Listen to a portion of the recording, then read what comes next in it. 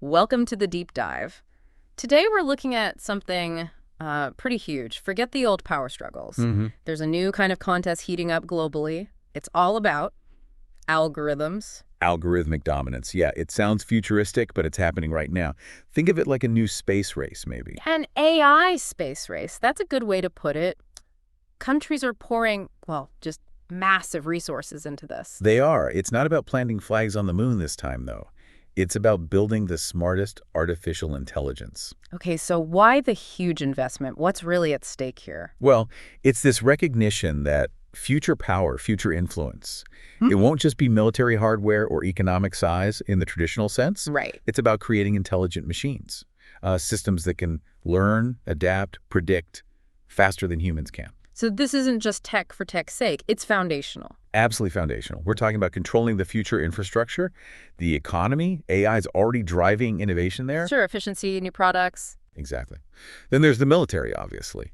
Autonomous systems, cyber capabilities, huge implications. Okay. Communication networks rely more and more on AI. And maybe the trickiest part, global influence, shaping narratives, setting the standards. So that space race analogy holds up then. The 60s wasn't just about landing on the moon. Not at all. It was about demonstrating technological superiority, political influence, prestige. And now the prize is control, algorithmic control in this digital world we're building. Precisely.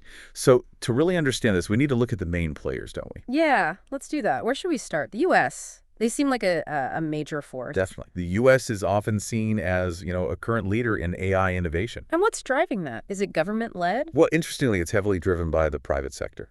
Silicon Valley. Ah, right, the big names. OpenAI, Google DeepMind. Meta, NVIDIA, Yeah. Amazon, they're all pushing the envelope. Developing really cutting-edge stuff, especially in large language models. The things that understand and generate text, yeah. And machine learning generally. Exactly. Algorithms learning from data. This dynamism, it's fueled by, venture capital, fierce competition. It leads to incredibly rapid innovation. But it's not just private companies, is it? I imagine the government has some role. Oh, definitely. The Department of Defense is a big player. They have the JAIC, the Joint Artificial Intelligence Center. Yeah, I see, right. And they're funding AI research. Yes, specifically for military uses, things like drone warfare, making sense of battlefield data much faster, cybersecurity. And universities. Yeah. Places like MIT, Stanford, they must be crucial too. Absolutely crucial. They're doing the fundamental research, advancing AI theory, but also, importantly, grappling with the ethics, the societal impact. So they're training the people who will build and manage this stuff globally. That's a huge part of it. Yeah. Educate the next generation, shaping how we even think about AI. Okay, so lots of innovation driven by companies, funded partly by defense, underpinned by universities. What's the downside, though? Is there a catch to this U.S. approach? Well, one of the big challenges is regulation, or a lack of a unified approach, maybe. It's quite fragmented. Fragmented how? Different states might have different ideas, federal action is complex. So while innovation moves fast, figuring out the rules of the road, dealing with the societal impacts that can lag behind. And the big tech companies face criticism, too, right? About bias, transparency. Yes, increasingly so. Ethical concerns, algorithmic bias, how these systems make decisions, who controls the data. These are major ongoing debates in the U.S. Okay, so that's the U.S. picture. Let's pivot. China. Their approach feels different. Very different. It's almost the polar opposite in some ways. China has been very public, very clear about its ambition, become the world leader in AI by 2030. And unlike the U.S., it feels much more top-down, state-driven. Exactly. It's heavily state-directed. Right. The government isn't just a funder. It sets the national strategy, makes massive investments, and guides the big tech companies and research labs. So it's a coordinated national effort. A very coordinated push, yeah, focused on hitting those national goals. Who are the key companies there? Are they like the U.S. tech giants? You have major players, yes. Companies like Baidu, Alibaba, Tencent. SenseTime's another big one, especially in computer vision. And what are they focusing on? It's broad, but there's a significant focus on things like facial recognition, large-scale surveillance systems. Which we hear a lot about. Right. Also, AI for sort of urban management, transportation, even predictive policing. One thing that always comes up with China and AI is data. The sheer amount of data they have access to. How important is that? It's a massive advantage, maybe the massive advantage in some areas. Why is that? Because of government policies and a more, let's say, centralized system for data, tech companies there can access truly enormous data sets. Yeah. Social media, financial transactions, biometric data. And more data generally means better AI training. Often, yes. Especially for certain types of AI models. Yeah. That scale is invaluable for training powerful, accurate systems. It can really accelerate development in specific applications. So this centralized power, it directs the research and provides the fuel, the data. Exactly. And it also allows for really large-scale deployment. We see AI being rolled out across society much faster, perhaps, than elsewhere. Like in transportation, education. Yes, transportation networks, educational tools, and even those controversial experiments with social credit scoring systems. That top-down approach makes rapid nationwide adoption possible. But that level of control, the data gathering, it obviously raises big questions outside China. Huge questions about privacy, individual freedoms, ethics, the potential for misuse. It's a core part of the international conversation about China's AI rise. Okay, let's shift gears again. Europe.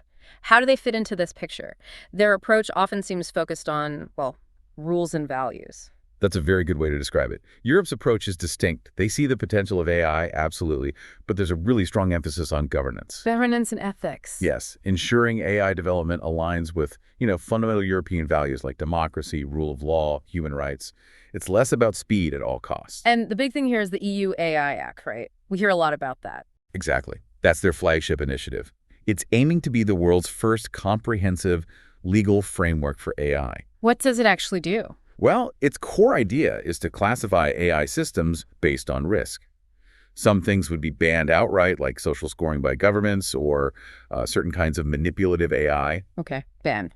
And others? Others considered high risk, think medical devices, critical infrastructure, would face really strict requirements, transparency, data quality, human oversight. So Europe isn't necessarily trying to win the race in terms of building the most powerful AI first. Perhaps not in the same way as the US or China. Their goal seems more focused on setting the rules of engagement, shaping how AI is developed and used globally. Like being the ethical watchdog, almost. You could see it that way. Trying to ensure AI develops responsibly, emphasizing transparency, accountability, making sure it serves people, not the other way around. It's a more cautious, deliberate path. So we have the US, China, Europe.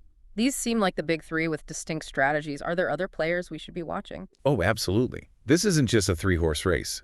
The AI landscape is getting much more diverse. Like who? Well, think about India. Huge population, massive potential. They're focusing on using AI for large-scale societal challenges. Such as? Governance, trying to make public services more efficient. Agriculture, improving crop yields. Healthcare, reaching remote populations. Using AI for sort of national development goals. Interesting. And Israel often comes up in tech discussions. Yes, Israel has carved out a real niche. They're a leader in applying AI specifically to defense and cybersecurity. They leverage their existing strengths there. Okay. What about Russia?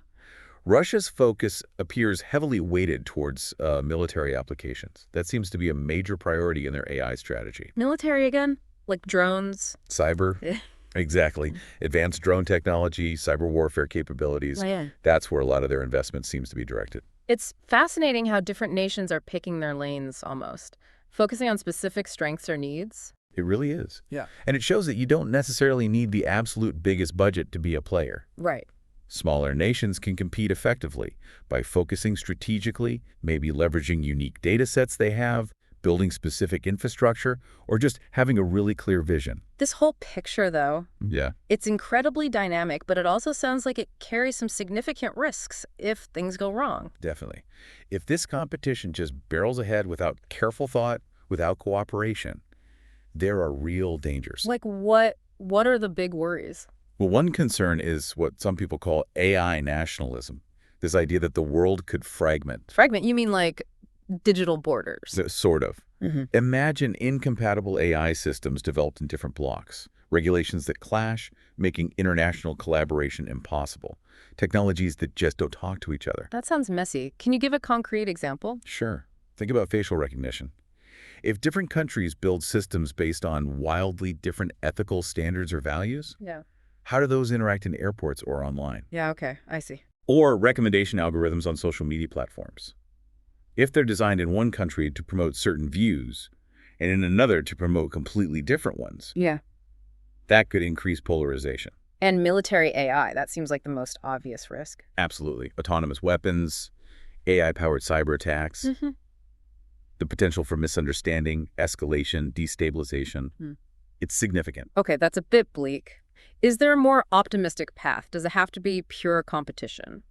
No, not necessarily. There's huge potential for the opposite, for international collaboration. Or what? On the research itself, for starters, but also on developing shared standards, agreed upon ethical guidelines, rules for safety and transparency. So cooperation could build trust, make things more interoperable. Exactly. And think of the shared challenges we face. Right. Climate change, disease, basic scientific discovery. AI could be incredibly powerful in tackling those if we pool resources and knowledge. There's enormous potential for mutual benefit. So it comes down to a choice, maybe, between competition and collaboration or finding a balance. It really does. The core challenge, I think, is making sure that as we develop all this incredible AI power, we also develop a matching sense of AI responsibility globally. That seems like the crux of it, balancing the power with responsibility. Precisely. How we navigate this, the choices we make now, will really shape the future, not just technologically, but societally. Well, this has been a really fascinating deep dive. It's clear this AI race isn't just about faster computers or bigger profits. Not at all. It really touches on global power, societal values, the whole direction we're heading in. Absolutely. The stakes are incredibly high, and they affect everyone. So thinking about everything we've covered, the different approaches, the goals, we have to ask you, the listener, who do you think is currently leading this AI race? Yeah, and why? What factors stand out to you? Is it the innovation speed in the U.S., the state direction in China, Europe's focus on rules, or maybe one of the rising players? There's no single easy answer, is there? Definitely not. It's complex. It's evolving constantly. Something to keep thinking about, for sure. Keep exploring these questions.